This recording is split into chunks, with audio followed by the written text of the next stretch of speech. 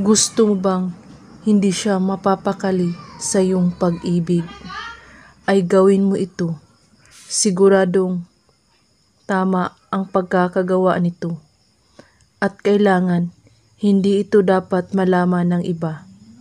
Kayo lang po ang makakaalam. Gawin mo ito ng 3 araw bago kayo matulog sa gabi. Dapat din ay huwag mong masyadong pagkakaisipin ang spell kapag ginawa mo ito. Una, kailangan mo ng larawan niya kahit nasa cellphone mo lamang. Hawakan mo ang larawan niya at titigan ito ng 3 minuto. At habang ginagawa mo ito, ay pagkakaisipin mo siya ng matindi. Sambitin mo ang kanyang pangalan ng 10 beses at saka sambitin ito ng 3 beses.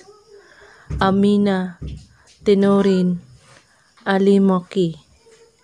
At pagkatapos ay matulog ka. At gawin mo ito ulit ng 2 gabi upang makumpleto mo ang 3 gabi. Gawin lamang ito kada gabi kahit anong oras at araw. At kung may katanungan po kayo ay magko-comment lang po sa baba. Maraming salamat sa panonood. May God bless us all.